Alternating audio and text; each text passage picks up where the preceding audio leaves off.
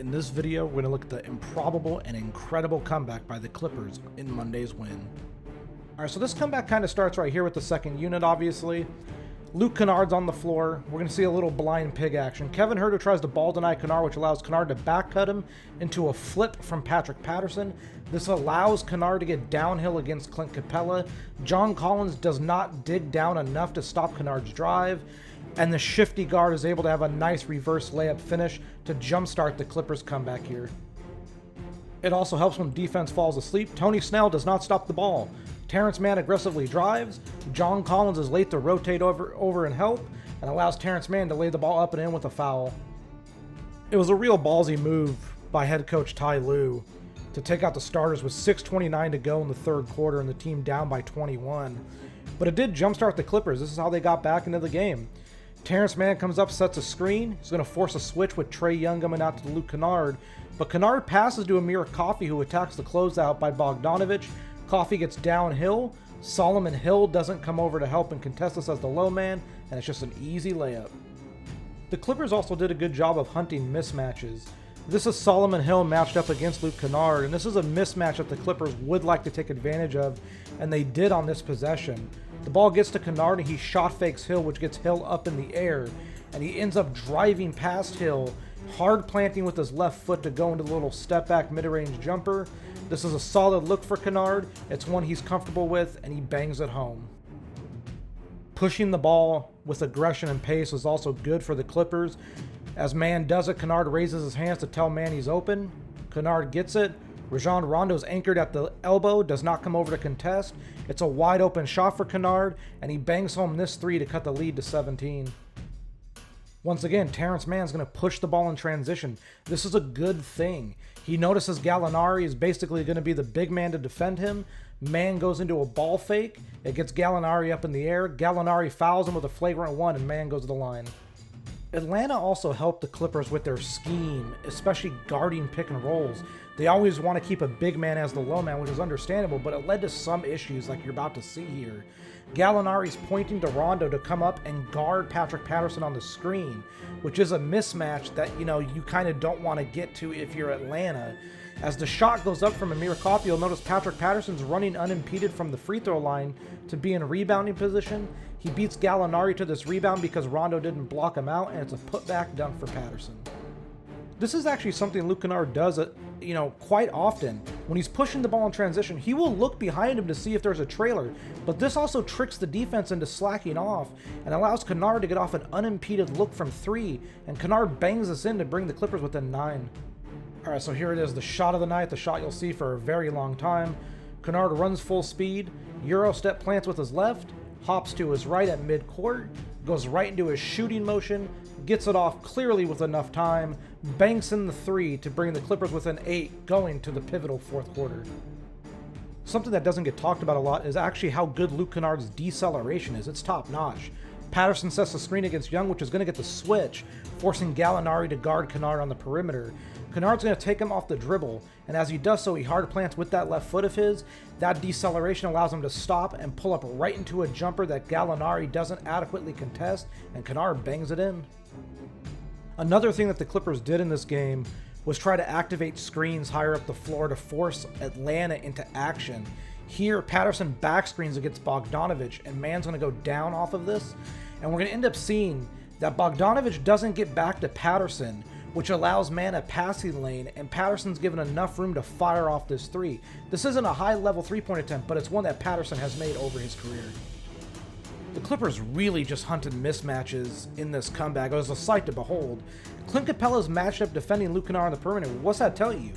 Clint Capella's not at the rim to be a rim deterrent and shot blocker. Mann's going to walk up and slip this screen against Capella, which forces Young to take Mann down low.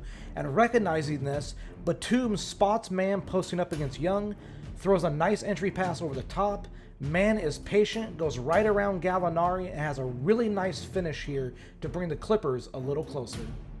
Situational awareness is a big deal, spatial awareness too. Once again, Mann slips a screen. The Clippers did this a lot with Terance. It was incredible to watch in person. I was at the game covering it for the Clippers. This was an incredible thing to watch down the stretch. They used Mann as a short roller a lot. As Kennard dribbles, he occupies 2 defenders. Mann realizes this and cuts down. Trae Young looks back, but he's lost sight of Mann. It allows Mann to slip into that open space, and he has a nice finish against Capella to bring the Clippers within 7 with 7 minutes to go. This is probably one of my favorite possessions of this stretch for the Clippers. Once again, Terance Mann slips the screen, becomes a short roll playmaker. As he gets downhill, Capella's the low man, and he does help on this, which forces Mann to go into pass mode.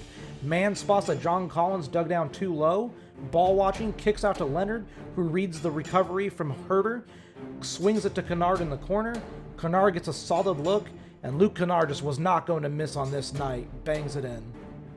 Once again, just understanding the spacing and how to operate within that space is a huge deal. As Leonard drives, we're going to notice that Paul George is going to flare to the wing. Leonard spots him. George is going to shot fake and attack. He does get away with a push-off here. This could have been an offensive foul.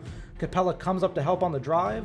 George hits Leonard as the low man in the dunker spot, and Leonard absorbs the contact, finishes the layup, makes the free throw. Clippers within 4 now. Push the pace. Leonard gets the ball, weaves through traffic, notices he has Terance Mann on the wing as a passing option, also spots that Trae Young is going to try to take a charge, dishes it off to Mann, and Mann finishes with a nice dunk to bring the Clippers within 2. Mann was such an impressive player in this game for the Clippers, and we're going to see them use him again as the short roll playmaker, passer, whatever you want to call it. Slips the screen again. Like I said, they did this a ton.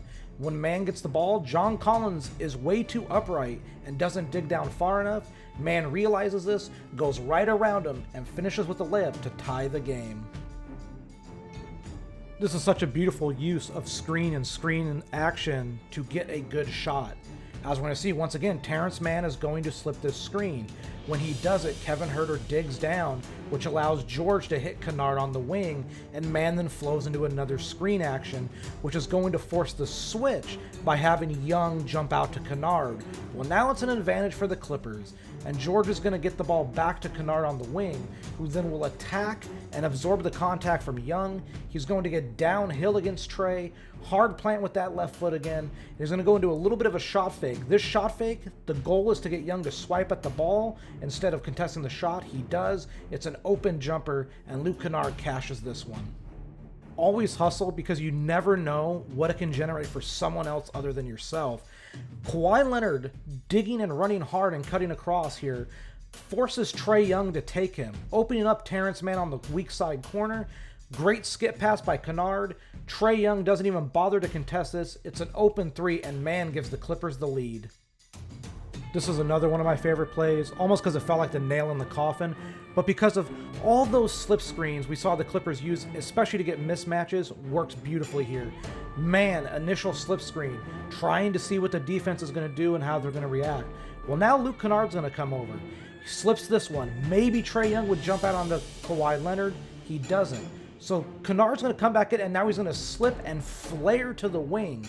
And by doing this, Leonard hits him, and Kennard's going to go off the dribble against Trae Young. He beats him, and by doing this, it draws the corner defender over, allowing Marcus Morris Sr. to be wide open. Trae Young is late on the rotation, and he's too little to contest, and the Clippers have a 5-point lead.